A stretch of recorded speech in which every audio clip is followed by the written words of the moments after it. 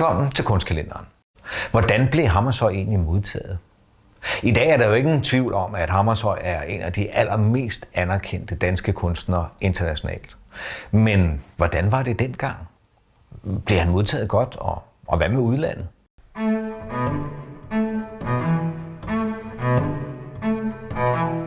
Allerede fra akademitiden var der blandt kollegaerne, hans kammerater og lærere jo ingen tvivl om, at Hammershøi var et særligt talent, og hans tilgang til kunsten var noget særligt. Derfor var det også ret overraskende, at han får en lidt bumpet start. I 85 modtager han ikke den Neuhausenske pengepræmie, som alle havde regnet med, at han ville få. Det bliver afvist. I 88 ung pige, der syr, der bliver det også afvist. Og det samme sker i 90, hvor hans værk Sovekammer også bliver afvist. Men det betyder faktisk, at der er rigtig mange kunstnere med en Johan Rode i spidsen, der siger, at det kan simpelthen ikke være rigtigt, at en gammel traditionsbunden institution skal bestemme, hvad der er god kunst. Så der bliver skabt den fri udstilling.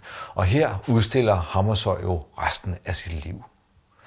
Så han er med indirekte til at skabe et nybrud, hvor på den frie udstillingsbygning er det jo kunstnerne, der selv er med til at vurdere, hvad er egentlig god kunst.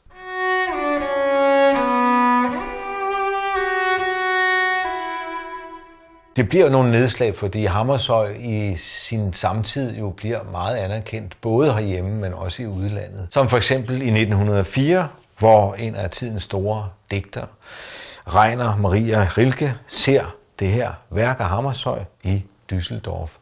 Og insisterer bare på at komme til at møde Hammershøi. Det gør han også, fordi han har en plan om at skrive om Hammershøi. For han tolker Hammershøis værker som, at Hammershøi besidder en utrolig menneskelig indsigt, som han gerne vil være med til at videreformidle. Rilke og Hammershøi mødes. Det viser sig så, at kommunikationen er en lille smule besværliggjort, fordi Hammershøi, han kan ikke tysk.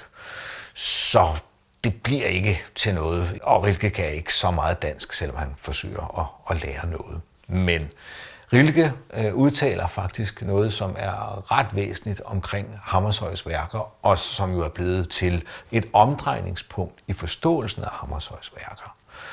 Rilke skriver: Hammershøi hører ikke til dem, man skal tale hurtigt om.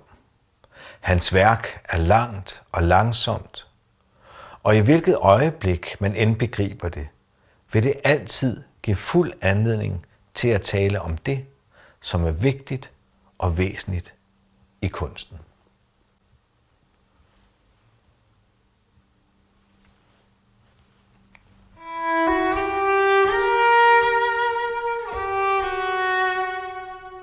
Hvordan blev Hammershøi modtaget? Jamen det ændrer sig over tid. Han når at få stor anerkendelse i sin samtid. Han dør i 1916. Umiddelbart efter så bliver der oprettet en Hammershøi-sal på Statens Museum for Kunst, hvor mange værker, blandt andet fra hans gode ven Alfred Bremsen, kommer til at hænge. Og det gør de frem til 31. Så synes man, at Hammershøi, det er en lille smule gråt og støvet. Så det bliver returneret. Så går der så nogle år. I 55 er der en udstilling, hvor man så mindes, at der var jo noget særligt ved de her malerier. Men vi skal faktisk op til starten af 80'erne.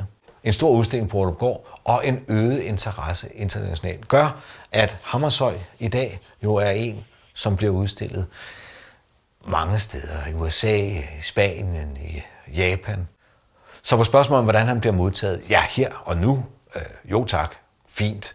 Fordi han skaber jo et åbent maleri, hvor man ligesom kan læse sine egne betydninger ind. Man kan reflektere over det. Der er plads til os.